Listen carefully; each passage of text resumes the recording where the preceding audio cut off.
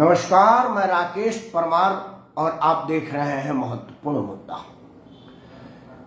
मित्रों, महत्वपूर्ण मुद्दा में आज सबसे महत्वपूर्ण विषय तो ये था कि बहुत दिनों के बाद समाचार चैनलों पर ज्ञान वापी के अलावा भी कुछ ज्ञानवर्धक कार्यक्रम आज दिखाने पर मजबूर होना पड़ा। जैसे कि आज 3 दशक से भी पुराने मामलों में गैर इरादतन हत्या के लिए नवजोत सिंह सिद्धू को जेल, आजम खान को कई मामलों में गिरफ्तारी के बाद बेल और लालू प्रसाद के रेल मंत्री के रूप में किए गए घोटालों में उनका रेलम बेल। समाचार आज महत्वपूर्ण यही था, चर्चा इन्हीं सब विषयों पर होनी थी।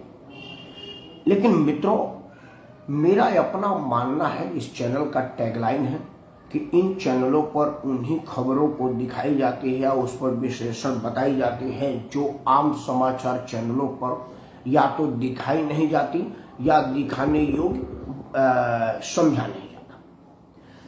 मित्रों, आज की जो बात मेरी है वो ये है कि जो सरकारों को हम टैक्स देते हैं उसके बदले में जो मुझे सुविधाएं मिलनी चाहिए या मिलती है, क्या वो संतोषजनक है या उसमें असंतोष है। शुरू करते हैं। दिल्ली में आप देख रहे होंगे समाचार चैनलों पर कि दिल्ली में केजरीवाल ने पानी की कितनी दुर्दशा कर दिया है। दिल्ली के करीब करीब सभी इलाकों में समाज के लोगों से उठना बैठना मिलना जुलना रहता है। बहुत सारे लोग बताते हैं कि हमारे यहाँ का पानी तो पैखाने में इस्तेमाल के लायक भी नहीं है। क्या ये दुनिया भर में आरओ माफिया का भारत पर नजर का परिणाम है कि आप पानी इतना न ज्यादा खराब कर दीजिए, खराब दे दीजिए ताकि आरओ माफिया का माफियागिरी चलता रहे और उनका एकाधिकार चले। देखा गया है कि जो कॉलोनियों में ये ठेला पर पानी लेकर के बेच रहे हैं उसमें बहुत ज्यादा उद्योग धंधे में लगे वो दबंग लोग हैं या वो कार्यकर्ता लोग हैं जो नेताओं की चमचागिरी करते हैं या नेताओं के आगे पीछे घूमते हैं। तो क्या उन नेताओं के अपने कर्मचारियों, कार्यकर्ताओं और चमचों का उद्योग फलता फूलता रहे, इस वजह से सरकार पानी की गुणवत्ता को इतना न ज्यादा खराब कर दी है कि आपको डिपेंड रहना पड़ेगा हमारे दिए गए पानी पर। क्योंकि अब गांव कस्बों में भी पानी के लिए लोग आरओ पर डिपेंड होते जा रहे हैं। आरओ पर डिपेंड होने से नुकसान क्या है कि हमारा जो जल स्रोत है वो सूखता और खत्म होता जा रहा है। दिल्ली के मैं जिस मोहल्ले में रहता हूं वहां पहले 20 फीट पर पानी थी, अब 120 फीट पर भी पानी नहीं है। समझ लीजिए कि ये 15-20 सालों में 100 फुट नीचे जलस्तर चला गया है। इस पर ना तो कांग्रेस बोल रही है, ना भाजपा बोल रही है, ना आम आदमी पार्टी बोल रहा है। किसी भी राजनीतिक दल को कहीं भी आप इन सब मुद्दों पर बोलते हुए नहीं देखे होंगे। कहीं का चुनावी घोषणा ये नहीं है और न ही किसी नेताओं का संबोधन में, क्योंकि पानी के गुणवत्ता से और पानी के जलस्तर के सूखने से आपको फर्क पड़ेगा। और जब आप पानी के लिए मारामारी करेंगे तो नेताजी अपने घर से 2 बाल्टी पानी बांटेंगे और प्रेस कॉन्फ्रेंस करके बड़ा बड़ा तस्वीर छपवा करके आपको दिखवाएंगे।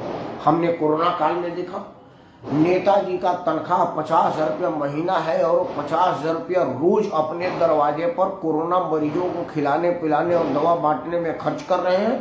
कोई नहीं पूछ रहा है कि भाई ये रुपया आप कहां से लाए। चंद्रमा भाई, आप बिल्कुल आप सुजोग आदमी है, आपको टिकट क्यों नहीं मिलेगा भाई?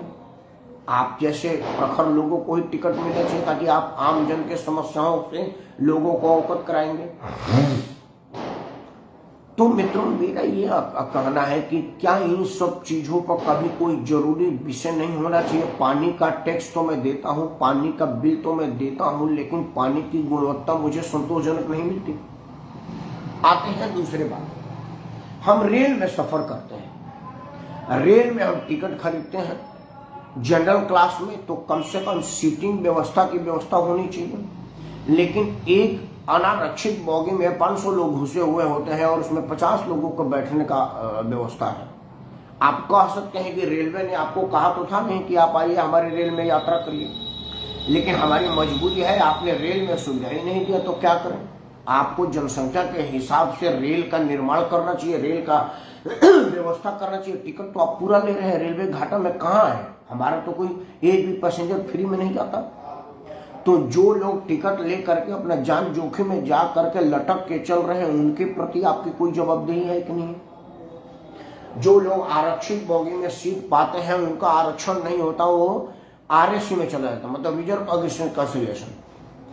एक सीट पर 2 आदमी को दी जाती है, लेकिन दोनों आदमी से पूरा पैसा ली जाती है। रेलवे ये कहती नहीं कि भाई बलिया तक मुझे जाना है, दिल्ली से बलिया तक आपको हम सीट नहीं दे सके, तो चूंकि एक आदमी को 2 आदमी दिया है तो रेलवे को एक आदमी का पैसा तो मुफ्त में पड़ेगा, तो हम उनके खाते में आधा पैसा रिम्बर्स कर दें, क्योंकि हमने सीट तो उनको आधी दी थी।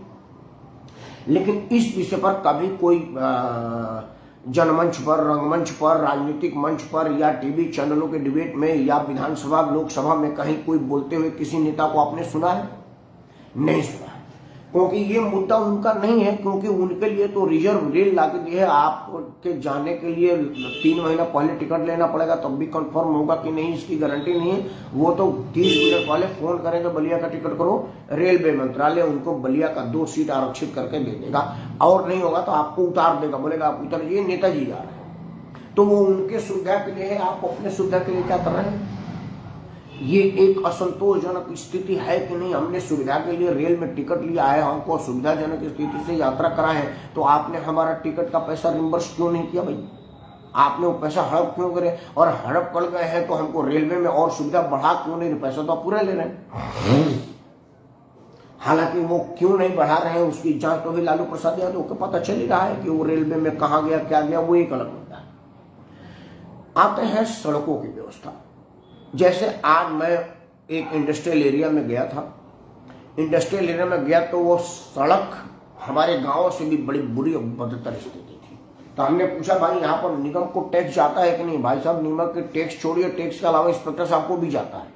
टैक्स तो अलग है, 31 मार्च से पहले तक जमा कर दी जाती है। उसके बाद इनका भी है खर्चा, वो भी एक परेशानी है। अब आप बताइए कि अगर उनको निगम पूरा टैक्स देता है, डीडीए जमीन की टैक्स देता है, फैक्ट्री लाइसेंस लगाने के लिए फैक्ट्री की पूरी टैक्स दी जाती है, बिजली की पूरी बिल दी जाती है, कमाने के बाद उस पर इनकम टैक्स दिया जाता है, सामान खरीदता बेचता हो तो उस पर जीएसटी देता है, मतलब बनिया तो सारा टैक्स दे रहा है बिजनेसमैन। लेकिन सरकार अपनी सुविधा नहीं देती, सड़क नहीं देती, बिजली नहीं देती, पानी नहीं देती, तो फिर किस बात का टैक्स लेती है? आपका प्रश्न होगा कि फिर आप उद्योग चलाते क्यों है? तो क्या करें भाई, मैं मूंगफली का दुकान बेचूं सड़क पर? मेरे पास 10-20 लोगों का रोजगार देने का क्षमता है, मैं 500 लोगों का रोजगार देता हूं, और मैं रोड से सड़क की तरफ अपने कंपनी में जाऊंगा, मेरी सड़कें खराब होगी, वो सरकार को सोचना है।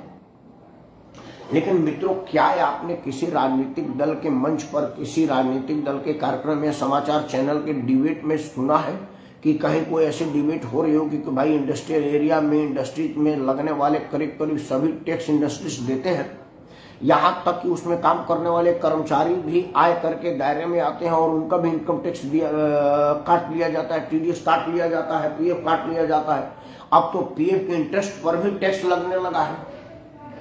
तो इतने तरह के टैक्स काट करके आप पैसा ले रहे हो और सुविधा के नाम पर एक सड़क नहीं है उसके यहाँ जाने का, वो कर्मचारी कैसे सुविधाजनक स्थिति से पैदल भी जाएगा भाई? इतनी धूल भरी सड़कें हैं कि मेरी आंखों में पूरा धूल भर गया था।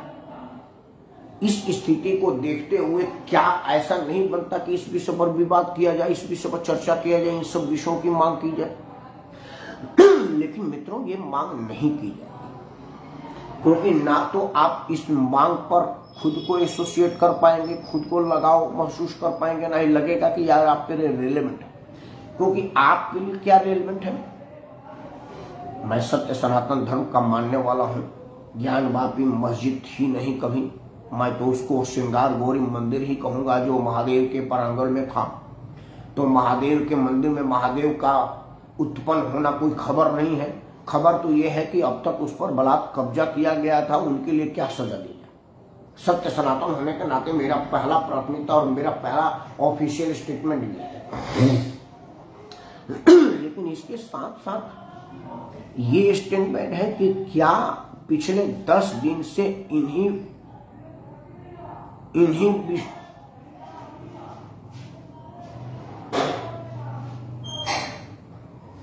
पिछले 10 दिनों से इन्हीं विषयों पर लगातार खपते आए और उस पर और कुछ ना हो, ये क्या चर्चा का विषय नहीं हो सकता?